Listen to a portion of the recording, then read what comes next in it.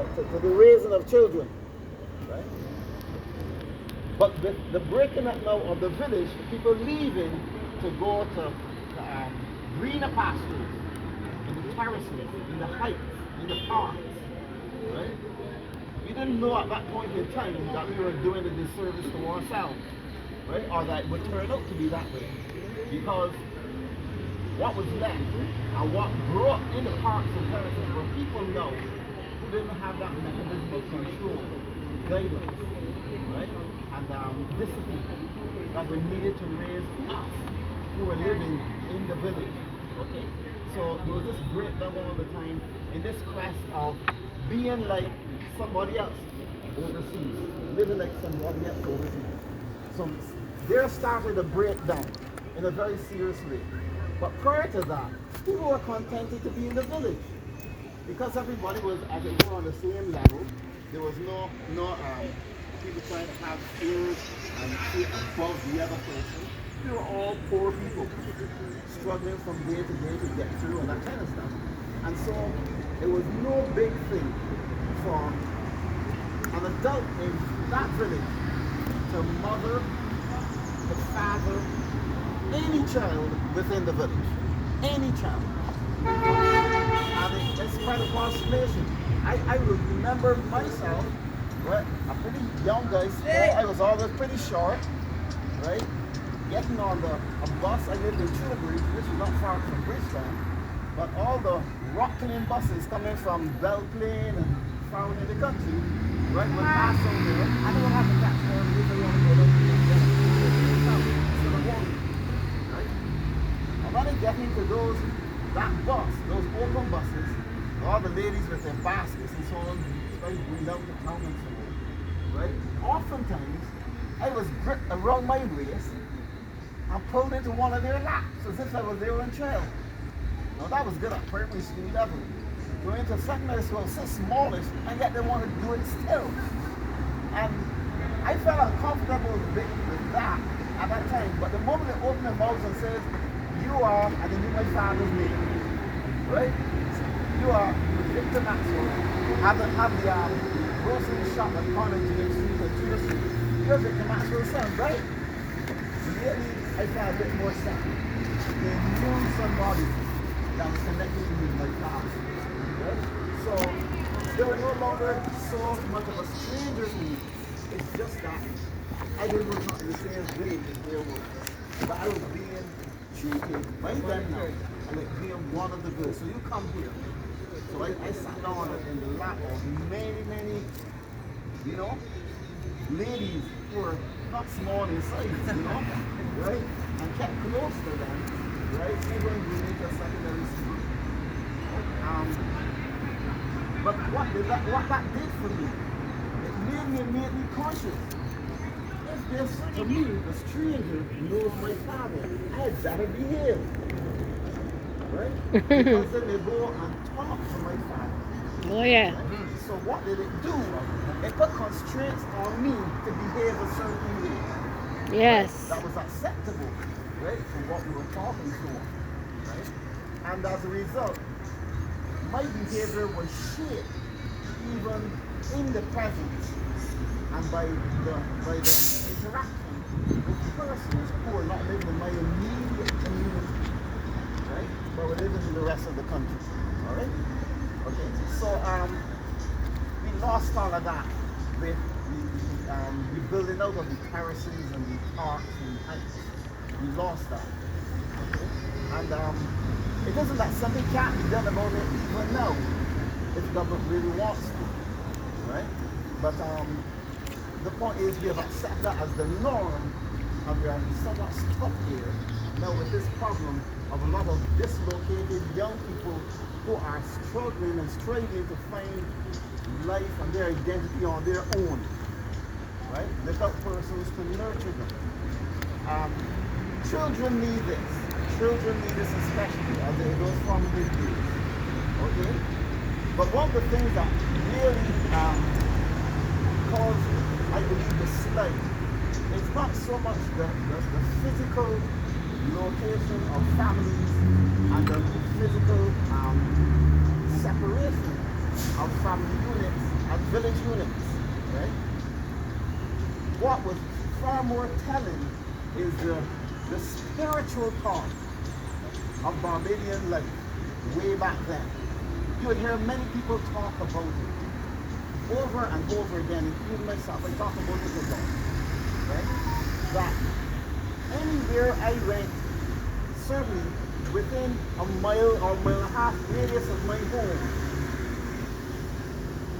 I would always obey an older person, because to do that would be indeed setting myself up to get a flogging when I got home, because sometimes the news gets home before you get home, and there is no telephone to telephone at that time. Scarce anybody had. In my neighborhood, that I grew up in the boy, there were just about 2 neighbors who had a phone. Yesterday was sent many a time to make a phone call to call my father when he was at work, right? Or call somebody else. Okay, so telephones were here in that way. So it doesn't mean they have cell phones, that kind of thing that people quickly call. So I used to wonder how my parents could know so soon that I was in such an area and I was doing such and such. It just still baffles me. I still don't understand up to now how the communication went on so quickly that way. And of course, I dare not find myself in a situation where I was doing something wrong, whether it's or finding out and playing in a consistent way in company that were using dirty language, because I should know better, being Mr. Victor's son. I should remove myself from that company. That's the expectation. Otherwise, again, my father would hear that I was up there playing with boys who were using a lot of dirty language. And that won't sit well with him. And I won't be able to sit well after either. Right? So, you got to understand that this spiritual atmosphere that was created, where you knew, right, and became very conscious of right and wrong, what pleased God and what did not please Him. It came not just from going to church. It came also from persons, what we would call street preachers, early in the morning, right? You wake up and this person is preaching at, near the house, right? And certainly at that time, my father would say, do what you have to do, but keep your ears open. Listen to what they're saying. It's God's word. Listen. Right? So I was taught to respect God's word when it was being ministered, wherever it was. Right? And therefore I was able to be impacted by that word. Okay? And hold such persons in high esteem. In fact, my father went further. If you see someone preaching, when you're getting near, you lower your voice, right? And when you're immediately passing, don't be talking. Just listen. Because that was also a show of respect, not just to that individual who was preaching, but to God. So, in that way, you could say that I was learning to reverence God, and reverence people of God, and things related to God. That time was past, really. You're so far away from there, right? So, what caused it to change? What caused it to change? And it's important that we go back and analyze these things. If we want to be ourselves better, or we want to do better, or we want to create a situation that is better, like we want for our nation right now, in our society, right? We need to go back and reflect on these things. What really happened? And as I can tell you, as good, and I mean best effort of my father and mother, I recognize something that was missing in their raising of me, that exposed me to the chance of losing that connection and that reverence with God, right? And you won't believe it. It was what we black people came to believe, right, as our hope for the future, right, our salvation for the future. It was an education. And education became the big important thing, right? And it was helped by songs by Mighty Sparrow, right? We're talking about without an education, you're better off dead. So children go to school and learn well.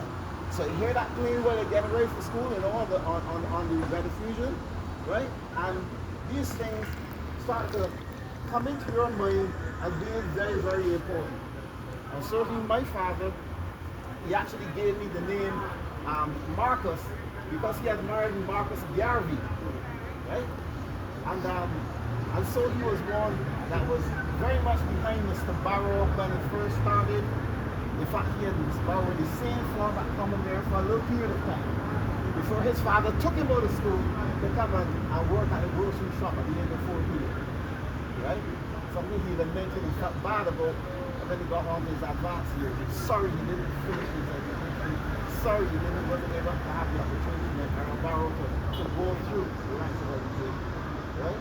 But be that as it was, the thing that struck me, right, about my parents' emphasis on education, right, and their push for us as young people to have a good education, and they succeeded. I can tell you, every one of us went to what then was during the best schools, the older secondary schools, right?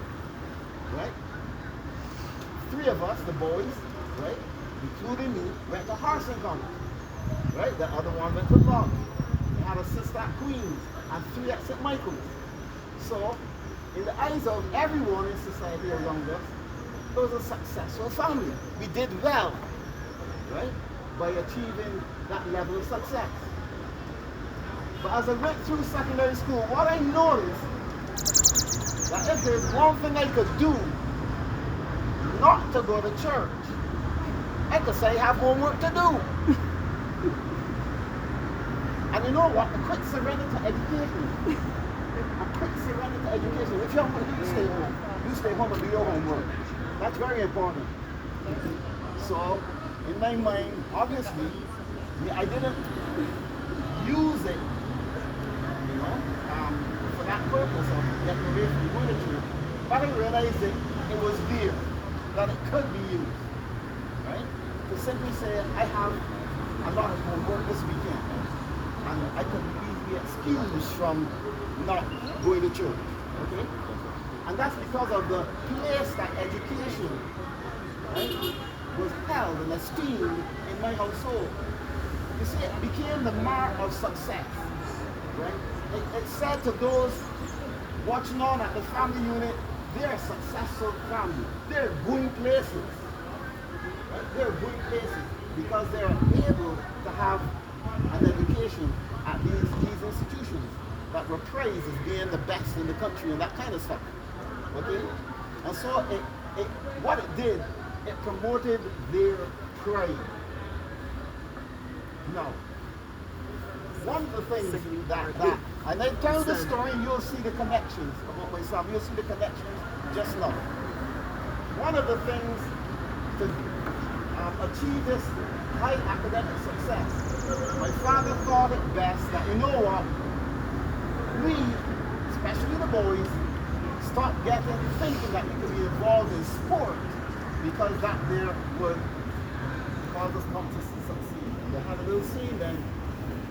My father, I heard it was wrong what he had, but he kept it and he preached it to us. Too much play and no work make dragging down the boys. Right? I heard it's the other way around. Right? Okay, but he believed it that way. So the thing about it is that we were sanctioned heavily when we go to school not to participate in sports, right? Whether it was house, representing your forum, representing your house, and all those things. And I'll be honest with you, I collected plenty lashes for willfully choosing to stay on after school to represent my house, whether it was in football, cricket, or whatever was happening. Right? I counted my cause. Right? So you can say, yes, I did rebel. Right? But you know what? Before it came fully to that being an out and out, as it were, crusade between myself and my father, I noticed how he treated my brothers. They had the same thing. Now, two of them were older than I am, right? And they went to Dawson College. They had similar, things, advice given, and instructions given, right? My first brother, he was more compliant. The second one, he was somewhat defiant, like he liked sports. He was involved in athletics. He actually became the athletic captain of the school when he got higher up. But he also did it with the price. And I watched how the price that he had to pay. I watched him get the lashes. Right? Because I myself, you see, I followed on and I also received. Right? I noticed how he became somewhat indifferent to even the very school world. Right? Now, I was a little bit exceptional, I must admit. My mother always tells everybody that I was a very quick learner, right? And truthfully, she didn't have to spend as much money on me as on them when it comes to private lessons, tutoring, and things like that. Right? I was able to grasp the class, the city class, and I was doing that. I actually, while there in junior school at Washington College, was doing better than my older brothers. Nice. They did. Right? And I said, you know what? Maybe if I do very well, they would give me an exception and let me play by the time they come to third form, right? Which is the level that most parents and teachers complain about boys and girls and so on. And at that point, a whole lot is going on inside of you. Your hormones are raging, right? You really have a sense of you want to find your own little space for yourself to be recognized, to be somebody. And I want to be recognized as a footballer, like somebody who may wanted to earn my place in the team, right? For the farm, then for the house, and so on, and possibly for the school. But I knew I had to convince my parents that playing was not going to stop me from learning. So there it was. Every year I was getting higher and higher in form, right up to the end of second form. I managed to reach 8, right? Moving from 12 to 8. And I figured I learned it. You'll see that, yes, I'm stopping at school sometimes in the academic classes, but it wasn't stopping me from learning. But then they said, no. But now I was approached by the games master to come and try out to play for the school. Right? They said, no. I send you to school to learn, not to play. And then at 13 years old, with all those pressures of youth and adolescence and things on me, I made a decision that I was taught then from boasting about how good I was doing academically. While at school, by simply choosing to fail and to do poorly in my subject. Right? Now that sounds extreme, but my parents said I was very strong-willed and that kind of stuff, and I did do just that. Because you used to hear them, in class, you hear them talking to another parent, they're very proud and they smile on the face, how John was doing at school and all that kind of stuff. I see, well, they just smell on the kid, little football, they're doing better academically, they can't do any little thing. Well, I can see that they don't talk about me anymore about my academic success. So I chose to fail. And her parents would say, well, children think like that. Well, I thought like that many years ago. How many years ago? Let's see. 54 years ago. I was thinking like that. Okay? So you wonder why some young people are well, they're all fashioned alike.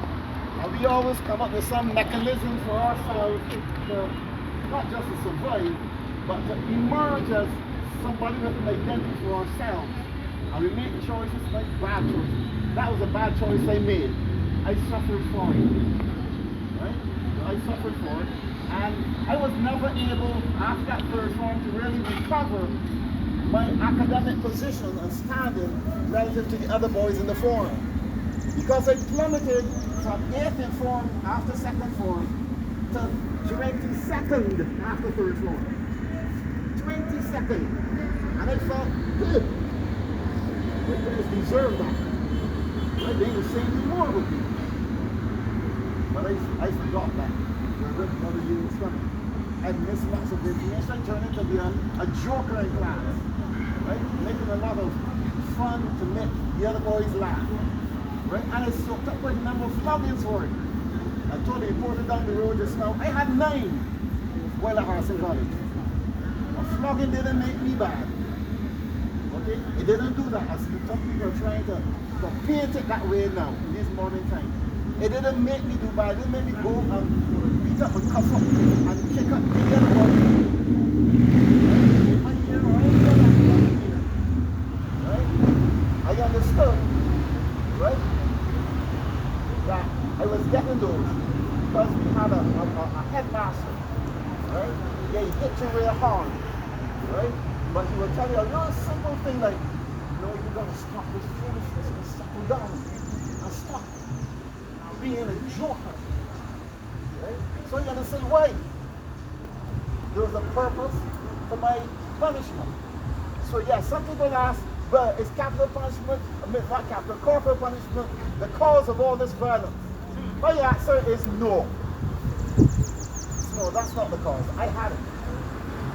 Okay? It's not the cause. It's something much deeper than that. Right? It's the spiritual side of things. Now, just as how the spiritual side of things affected me and how I related to my parents and my academic side while they're in that third form, so it is that the spiritual side of things will impact in a positive way for those whose parents, guardians, leaders, right? Those children's leaders, right? Point them to the meaning and benefit of such things. Right? So let me tell you a little bit more again. So I try to struggle now 4th and 5th. Right? After that third form.